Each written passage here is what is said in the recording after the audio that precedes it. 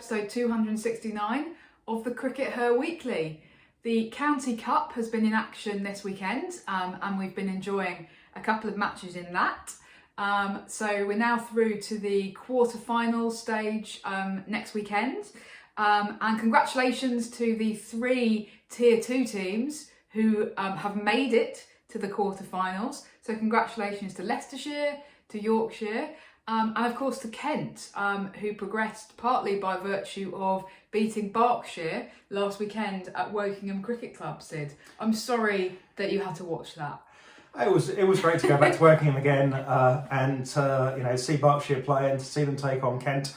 In the end, Kent's little bit of extra depth told, but Berkshire did make a decent game of it. And I think that what was actually interesting was that there's not as much of a gap as you might expect between Tier 3 and Tier 2. I think that the real gap is going to be between, especially if we ignore Yorkshire, who are slightly an edge case, the real gap is between Tier 1 and Tier 2. Mm-hmm. At the end of the day, Kent are mostly an amateur team and Berkshire are mostly an amateur team. Kent do have, a couple of very decent amateur players.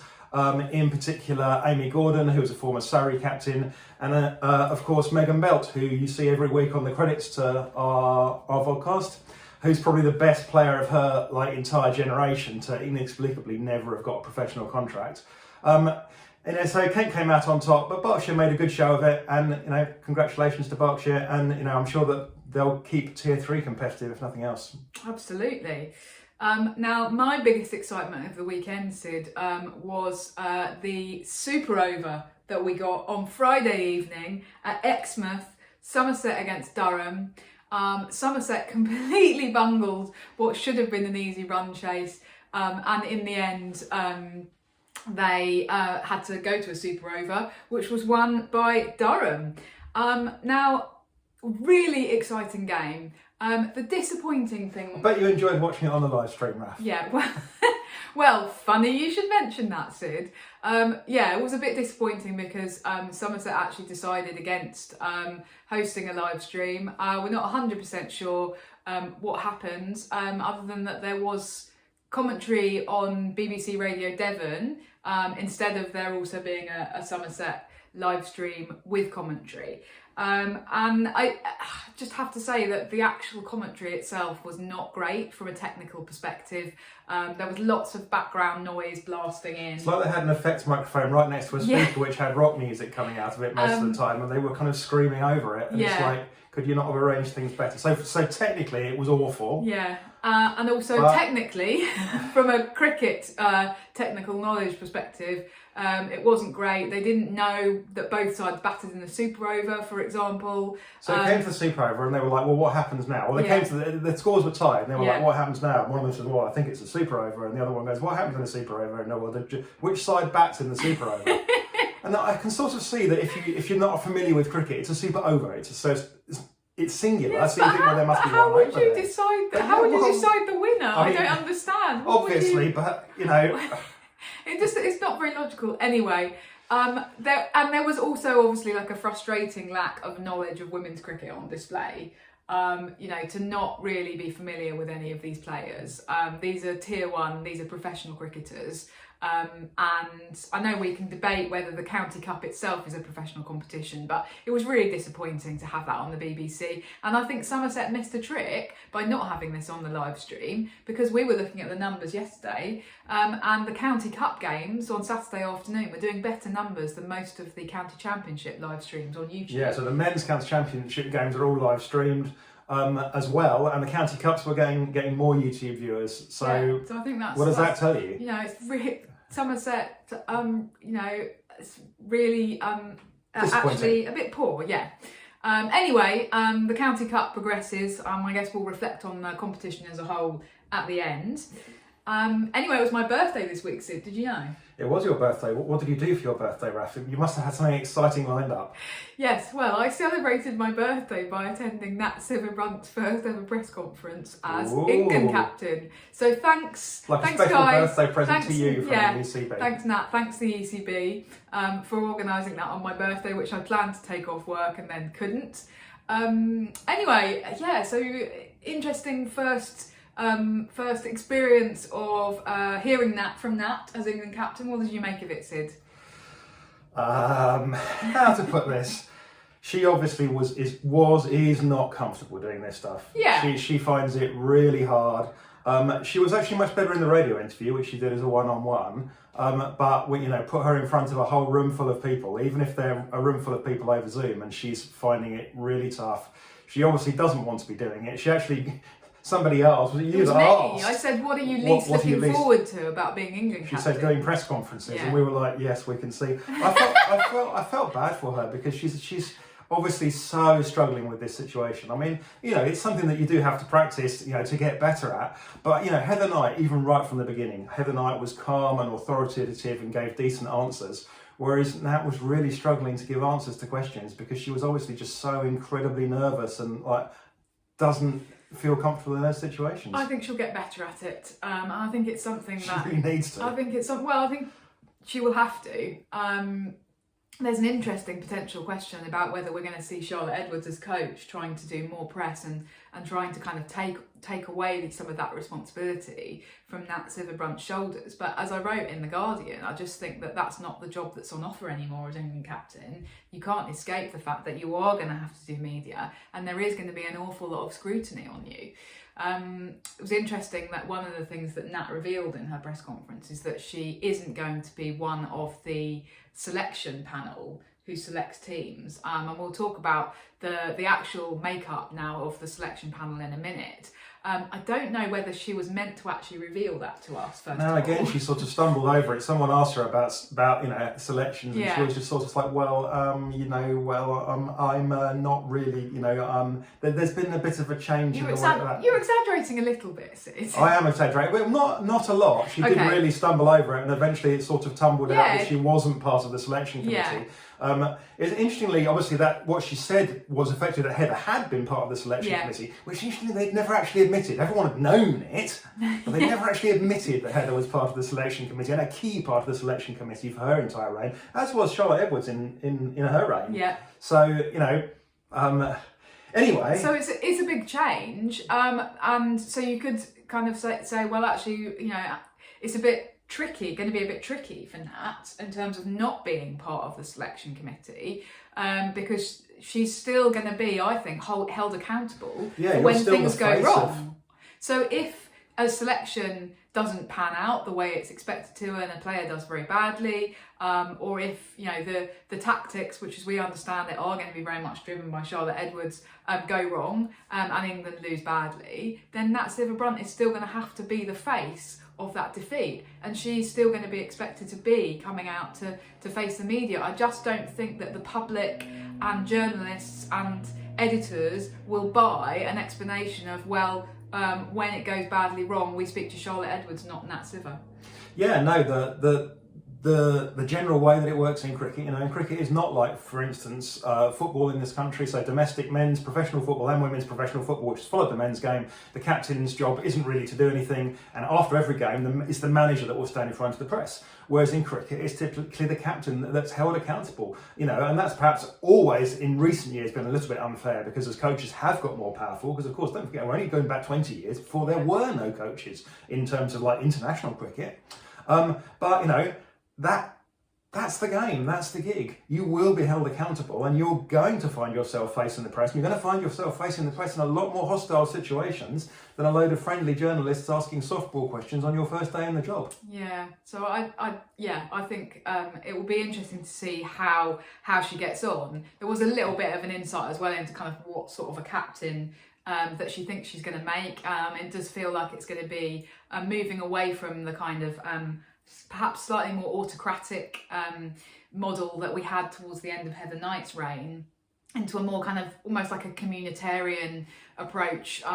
She talked about, for example, empowering everybody to be the best version of themselves. That was the language that she used. So it's all about sort of putting an arm around the shoulder and trying to bring the best out of people. And I think that is quite a different approach. I think that Nat is a much more kind of softly spoken, as I described it in The Guardian, almost like a type B individual. And it will be really interesting to see how that pans out on the pitch and how effective that is. Because really it does feel like after that press conference, it's reinforced our perception that it's going to be Charlotte Edwards driving things, right? Yep, she's going to have to drive hard. Okay. It's going to be a challenge to drive that from off the field, definitely. Shall we talk about the makeup of this selection? Yeah, because that's actually really interesting. So now Nat nearly almost revealed the new national selector's identity, because she obviously knew who it was. Yeah, so in the press conference, somebody asked her about this, and she said, "Oh, the new national selector. That's." And then what you could sense was like you could sense the England media manager kind of diving across the room, going, "No!" Like, don't reveal that name. That must not be said. That must not be spoken at this stage. For it hath been decreed from on high that shall not be revealed. And of course, everybody already had a pretty good idea who it was because it had been widely leaked. Yeah. But we weren't allowed to say. So anyway, the ECB she nearly choreographs these dance moves because they decide when information should come out. It was very silly. It should have just been.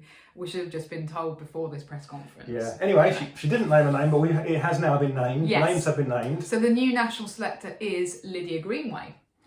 What do you make of that, Sid? Well, that's kind of an interesting. I mean, Lydia Greenway has been a lieutenant to Charlotte Edwards for a long, long time. They played together at Kent for years and years. They obviously played together in England.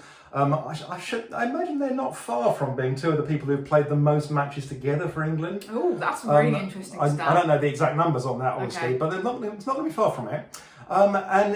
Lydia Greenway's always very much played that sort of backup role to Charlotte Edwards. So, she never really challenged for the captaincy. She was not somebody that anyone ever talked about a potential leader. When she retired from cricket, she did a little bit of coaching. She coached Kent for a couple of years, but, decided that she wants to take her, kind of life and career in other directions. So she does a bit of media work now. She's, of course, got her education company, which she runs, which is a big deal. So she's very involved in that. And now she's doing this as well. As a person, I think she's somebody that will bring intelligence to the role. She obviously, will be going to watch a lot of domestic cricket. She'll act as an additional pair of eyes and ears for Charlotte Edwards. But I think that she's someone that Charlotte Edwards knows that when she comes into a selection meeting, she's going to be on broadly the same page as Charlotte Edwards is. I don't think that there are going to be blazing rows between Charlotte Edwards and Lydia Greenway about who gets selected. No. Okay, interesting.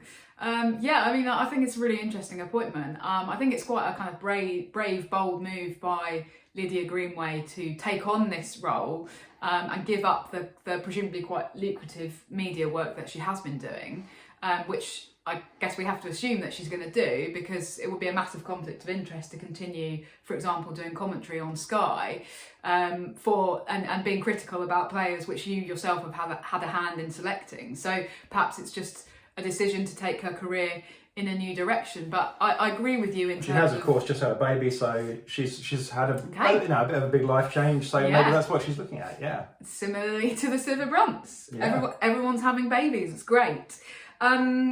Now, the other really interesting addition to the panel of selectors that we weren't expecting, because it hadn't really been touted, is that Claire Connor is going to be a selector, Sid. Yeah, this is truly bizarre. I mean, can you imagine in the men's game, if Richard Gould suddenly said, "Well, actually, I'm going to join the selection panel for the men's test team"? Yeah, what? yeah, I'm very sorry. weird, isn't it? Claire Connor is the most senior woman in the ECB. She's a senior figure in the administration of cricket globally. Do you not have better things to be doing? I don't really understand where this has come from, I must admit. It's definitely a bit left field. It doesn't appear to have been one of the findings of the Ashes review, because we spoke to Claire in that press conference at Lord's, and she talked about various different things that had come out of the review, and this was certainly not one of them. There didn't seem to be an indication then that she was planning to join the selection committee. Yeah, but I mean, she's very much been an administrative manager, so she runs stuff, she manages stuff, but we don't see her at a lot of domestic games. I mean, she comes to the domestic finals and shows her face at England matches occasionally, but she's not someone that you regularly see at domestic games. No. I mean, maybe we will going forward. Maybe she's been a badger watching them all on live streams and back on MV Play for years, and just not saying anything to anybody. But having spoken to her a few times, I don't really get that impression that she's particularly clued into it. So it just strikes me as very, very odd, to be honest. You know, and it's apart from anything else, she's still got her senior management role. She so has. you know, Yeah. does that not mean that she's on like the it's board. like an odd situation to be in? You've got like a selector here, but she's also like very, very definitely Lottie's boss and Lydia's boss and Finchie's boss, who's going to Jonathan Finch is the other selector, the fourth selector. who was of course on the fourth selector is a bit like being the fifth Beatle. I feel I feel a little bit sorry for Finchie, but okay. Yeah, so basically the ECB dropped this news about Claire Connor into the same press release as announcing the squads, which we'll talk about in a minute, and announcing Lydia Greenway, and with just no explanation. So it's all a bit weird. Yeah. Anyway, England have announced their squads to face the West Indies, Sid, selected by this new look panel of selectors, which of course does not include the new England captain, and I think it's quite radical. Some quite radical moves by Charlotte Edwards. Well, a couple of radical moves. Okay, I think it's pretty radical. Not least dropping Maya Boucher, who is of course Lottie's protege, if you like, at Hampshire. So no favouritism. First of all, all she's saying is Maya Boucher has not been one of the best performing domestic batters. She has not done enough to get into this England squad. Yeah, of course, Maya Boucher wasn't originally a Hampshire player, originally a Middlesex player, but Lottie kind of resurrected her career when she was about 20. She was, as I understand it, kind of on the verge of kind of packing it in, and you know, Lottie resurrected her career, created the player that is there now. Yeah, no place for her. Yeah, so no favouritism. The other really interesting omission is Sophie Eccleston, who of course has been contending with an injury for the start of the season, but is now back playing for Lancashire. Yeah, so you assume she's fit. She wouldn't be playing for Lancashire if she wasn't fit, yeah. I assume, and they're not going to allow her to play unfit. So. And the press release sort of hedged it a bit and suggested, she's kind of coming back from injury and she hasn't really played very much domestic cricket. Now, the answer, the question that we have to ask ourselves is, though, would any previous coach have left out Sophie Eccleston from a squad because she's only played 1 or 2 matches for Lancashire in the build-up to the England stuff? No, they would not. They would be having Sophie Eccleston in their squad as an automatic pick, because she's the best bowler in the world. And it would be irrelevant how much domestic cricket she played. So I think that this is Lottie actually kind of putting her money where her mouth is and going, yeah, actually, I am selecting on domestic performances. I do care about whether you've turned out for your county enough. And in this instance, I don't think you have. Yeah. And you are not getting any special treatment just because you happen to be pretty good. Yeah, I think that's the key thing, that she's explicitly saying, you know, you're not going to get some special treatment. You know, there's not going to be a Sophie Eccleston exception. Sophie Eccleston is expected to obey the same rules as everybody else, and that will be the clear message that everyone receives from this. And if you think that that's not the clear message that everyone receives from this, then you don't really know Charlotte Edwards. That Charlotte Edwards thinks very carefully about how she does things and how she announces things and how things are said and how people might react to things. So she has very definitely laid down a marker going, I'm in charge here. Sophie Eccleston is not in charge, I'm in charge, and I say she's not playing in this one. Yeah, I think she's done it very smartly though, because she's done it in a way that saves everybody's face. Yep. She's done it in a way where there's a kind of legitimate way in which Sophie Eccleston can say, well, I was just injured and I was just coming back from injury, and so there's less embarrassment there. Yep. But like, you know, we don't know the conversation that's been had behind the scenes, but we're reading between the lines here. Yep. Okay, so that's people who aren't in the squad. There's also been a very clear indication that you know, Edwards is following through on what she said about the importance of domestic cricket, because she's called up people on the back of really strong domestic performances. Now, you've been crunching some numbers, Sid, haven't you? Yeah, so I mean, you know, the key one is Emma Lamb. So, you know, if we have a look at the domestic impact figures from the One Day Cup this year, Emma Lamb is just miles ahead of everybody else. So, a fantastic start to the season. She's only scored 100, but she's had a lot of other scores well above 50. Fantastic start. She's straight in there. And what does that mean? Well, that means that she's probably going to play opening the batting with Tammy Beaumont, we think probably. Maybe with Danny White in the T20s. and thoroughly deserved opportunity. So that's on the batting side. On the bowling side, the big winner, I think the surprise. I said there'd be a surprise, and I think that there is a surprise. Arlott. Yeah. So she is someone that has been kind of out of the reckoning a bit, and Charlotte Edwards has gone. No, you're performing. She has got good numbers this season, so she's in there. And I think that we definitely expect her to play probably the majority of the games. We do think that that they'll try and probably give games to everybody in this series, do we? Yeah, I think so. I think in a way, in terms of what we're expecting to see against the West Indies, it's a little bit of a free pass for Lottie in the sense of there's not anything riding on these games. Yes, England want to put on a good showing because they want to recover from that embarrassing winter. But for example, the ODIs are not championship games. They don't count towards qualification for the World Cup. So that you can kind of go into those and experiment a bit. And similarly with the T20s, I think against India things are going to get a little bit more serious. But I actually think I would expect to see everybody in these squads.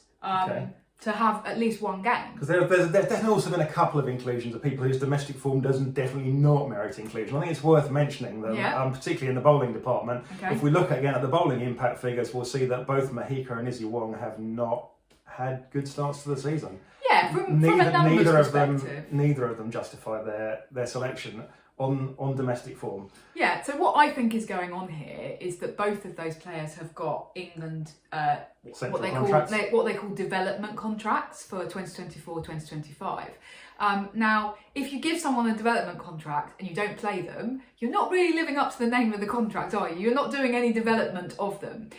So it would be a bit harsh if we got through to October, and because that's when Lottie will get to decide on whose contract is renewed and who gets moved off the list if you haven't given those players an opportunity. So I think that's what is going on here. Yes, they don't have the domestic numbers to justify it, but it's about kind of Lottie assessing her current resources and almost like the legacy from her predecessor and going, okay, well, what am I going to do with these players? What do I think their future is? And I need to actually see them in international cricket to decide that. So I think that kind of explains that. Yeah, and the other person who's missed out, then we say briefly, we're going to say the name, Grace Scrivens. Unlucky, little bit unlucky. Well, the thing is that we did talk about this last week, and we said we didn't think that she'd done quite enough. And I think it's partly. But she then went and scored another 100 this week. Yeah, and her impact figures are really good. She comes in third in the list, and so she's a little bit unlucky to have missed out on domestic form. But I think, as we said last week, the key to it is that Emma Lamb's form's been really good, and it was probably Emma Lamb that she was competing with for an opening spot. So I get it. Still be nice to see her given something later in the season, but as you said, those India games are going to mean a lot more, so let's see.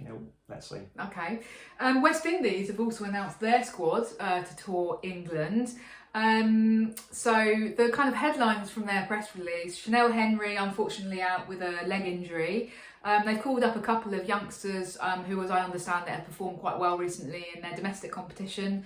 So Grimmond and Claxton, so we'll be looking out for those and see how they get on. But the really interesting thing is that there's no Deandra Dottin in the squad, but there's no explanation of why she isn't in the squad. So she wasn't even mentioned in the press release. It's definitely an example of a cricket governing body, which the ECB do a lot, going, well, we don't want to tell you the reason for this, so we're just not going to mention it at all and hope that you forget that Dottin exists. Well, we haven't forgotten.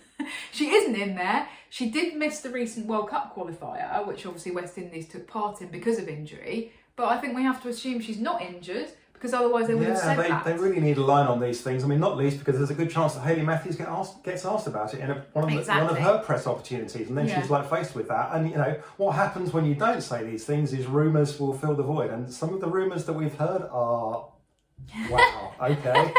I mean, I'm not saying that they're true, but wow. Dottin has a kind of checkered track record in terms of her relationship with the West Indies Cricket Board as well. I think that's fair to say, yes. So, I think that's kind of factual and on the record. So there's clearly something else going on here. We're just not quite sure what it is, and there's been no explanation forthcoming. So that's a rather intriguing mystery, if I may say so, and let's see whether more comes out over the next few weeks and months. So we talked kind of about what we're sort of expecting to see, Sid, from England v West Indies. Do you want to talk about like what you might be expecting the scoreline to be, maybe? I'll be surprised if the West Indies don't win at least one game, because, you know, Hayley Matthews. I mean, Hayley Matthews is one of the few players in the world that will win games by herself, and I think that there's a good chance she goes on and does that. If she can do that twice, there's a good chance that England lose one of the series.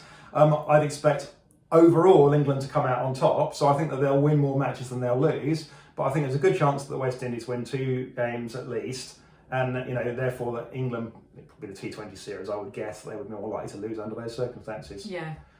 Whether that's a big deal or not, you know, it depends how they perform. Let's see how they perform.